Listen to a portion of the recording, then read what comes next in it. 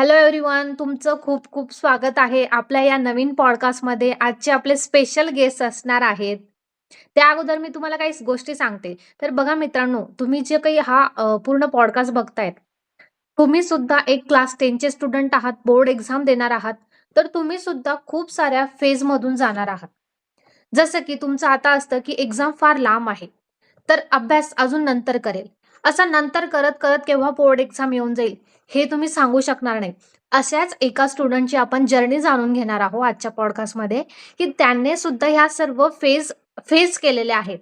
So त्याने त्यातून कशा पद्धतीने 90 प्लस स्कोर केलेला आहे, त्याची जर्नी आपण इन डिटेलमध्ये समजून घेणार आहोत. जर मित्रांनो तुम्ही 10वी मध्ये आता असणार, तर तुम्हाला तुमचा टार्गेट स्कोर हा कमेंट करायचा आहे आणि जर तुम्ही 10th बोर्ड एक्झाम दिलेली आहे, तुमचा रिझल्ट लागलाय, तुमचे जे काही पर्सेंटेज आहेत ते मला कमेंटमध्ये नक्की कळवा. तर आपण आजच्या गेस्टला वेलकम करूयात. वेलकम हर्ष जाधव. खूप खूप स्वागत आहे तुझं या पॉडकास्टमध्ये आणि खूप खूप तुझं मनापासून अभिनंदन. तू 90 प्लस स्कोर 10th बोर्ड एक्झाममध्ये केलेला आहे. तर तुला कसं फील झालं जेव्हा रिझल्ट लागला तेव्हा तुझ्या रिएक्शन्स काय होत्या? फॅमिलीच्या रिएक्शन्स कशा होत्या? रिझल्ट पाहिल्यावर आधी फार आनंद झाला.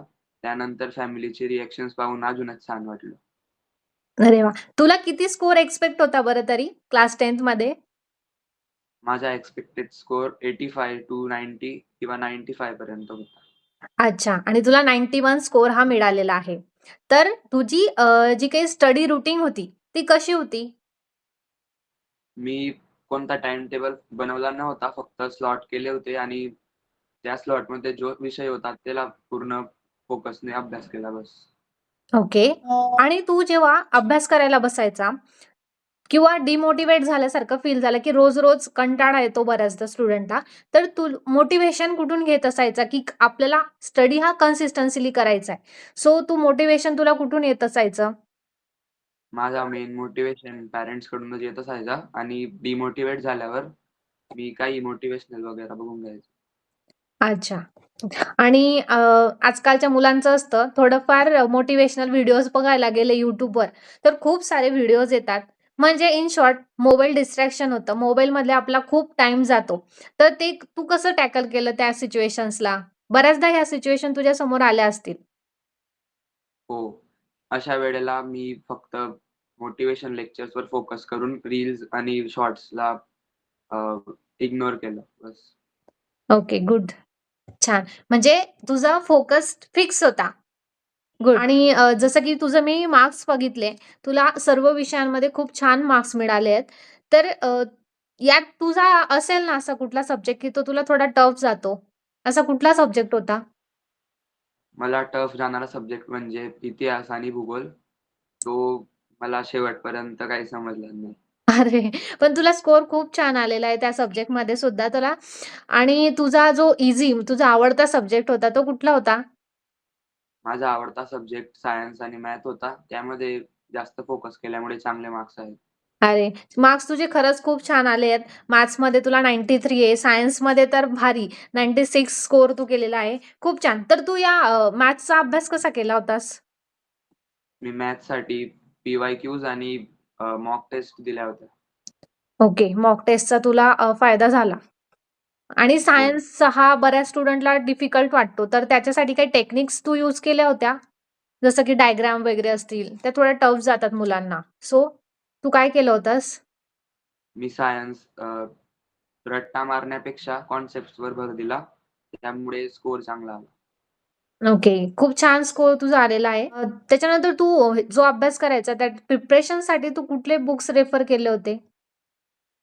मी कोचिंगचे मटेरियल आणि पी-वाय-क्यूजवर ओके. ह्या सर्व गोष्टी करत असताना, अभ्यास करत असताना टाईम मॅनेजमेंट ही खूप इम्पोर्टंट गोष्ट आहे. तर तू तुझा टाईम कसा मॅनेज केलास? जसं मी की बोर्ड एक्झाम आली स्लॉट तेव्हा किंवा फर्स्ट डे पासून कसं तू तुझं मी टाईम मॅनेज केलास? मी प्रत्येक सब्जेक्टसाठी स्लॉट्स केले होते आणि दर स्लॉट नंतर 15 मिनिटाचा ब्रेक होता. असं दर सब्जेक्ट रिवाईज केल्यावर 15 मिनिटाचा ब्रेक घेऊन पुन्हा फोकसने अभ्यास करायचा. ओके. मग तू रिव्हिजनसाठी तू तुझ्या नोट्स रेफर केल्यात? हो, सेल्फ नोट्स. ओके. सेल्फ नोटचं तुला इम्पोर्टन्स किती वाटलं? काय वाटलं तुला सेल्फ नोटबद्दल? म्हणजे काढायला पाहिजे प्रत्येक स्टुडंटने?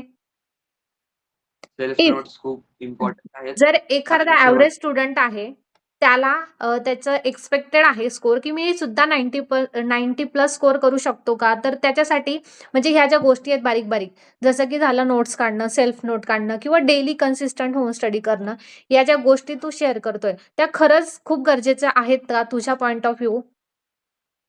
हो, हे सेल्फ नोट्स सगळ्यात जास्त इम्पॉर्टंट आहेत. कारण शेवटच्या क्षणी रिवाईज करण्याकरता हे फार कामात येतात. ओके. हां, म्हणजे जेव्हा आपले बोर्ड एक्झाम जवळ आलेली असते, त्यावेळेस पूर्ण चॅप्टरच्या चॅप्टर रीड करण्यापेक्षा तुम्ही जर नोट्स काढलेल्या असतील, त्या ऑल्वेज बेटर आहेत. की पॉइंट्स लक्षात राहतात. ओके. त्यामुळे चांगला स्कोर करायला खूप म्हणजे रिव्हिजन जर ईझी झाली, तर स्कोर पण चांगलाच येईल. म्हणजे त्यासाठी तुमच्या नोट्स काढणं खूप गरजेचं आहे. सो हर्ष तू तुझं खूप छान पद्धतीने सांगितलं. तर तुझा आता फ्युचर गोल काय आहे? तुला काय करायचंय पुढे जाऊन? मला पुढे सायन्स न घेता कॉमर्स घेऊन फायनान्स फील्डमध्ये करियर करायचं आहे. Okay, finance field. वॉव! भारी. सो हर्ष तुझी जर्नी खूप छान तू एक्सप्लेन केली. तर बाकी स्टुडंटला तुला काय मेसेज द्यावासा वाटेल, की त्यांनी सुद्धा या गोष्टी केल्या तर ते सुद्धा 90 प्लस स्कोर करू शकतील? रट्टा मारण्यापेक्षा कॉन्सेप्ट्सवर फोकस करा आणि सेल्फ नोट्स तयार ठेवा बस. ओके आणि डेली कन्सिस्टन्सी हवी, की कसं हवं? डेली थोडा-थोडा अभ्यास केलेला बरा ऐन टाईमाला पूर्ण करण्याऐवजी. ओके. ऐन वेळेस खूप अ, म्हणजे कठीण जातात गोष्टी ईझी करायला. तर सुरुवातीपासून जर नियोजन असलं, व्यवस्थित डेली 1 तास, 2 तास जरी अभ्यास केला, तरी लास्टला लोड येत नाही. ही गोष्ट खरंच हं. आहे. कन्सिस्टन्सी असली पाहिजे आपल्या अभ्यासामध्ये. मोटिव्हेशन हे ऑटोमॅटिक येतं. तुमची कन्सिस्टन्सी राहिली, तर तुमचा अभ्यास खूप छान होतो आणि 90 प्लस स्कोर इझिली तुम्ही स्कोर करू शकतात. तर हर्षने खूप छान पद्धतीने त्याची जर्नी शेअर केली आहे. डेली त्याने कसं रूटीन होतं, त्याच्यानंतर त्याच्या स्टेप काय होत्या स्टडीच्या, तर सर्व प्लॅन त्याने एकदम प्रॉपरली सांगितलं आहे. तर मित्रांनो, हा पॉडकास्ट खरंच तुम्हाला खूप हेल्पफुल ठरला असेल, तर नक्कीच याला लाईक करा, कमेंट करा. कसा वाटला तुम्हाला पॉडकास्ट ते नक्कीच मला कमेंटमध्ये कळवा आणि भेटूया पुढच्या अशाच काही नवीन पॉडकास्ट सोबत.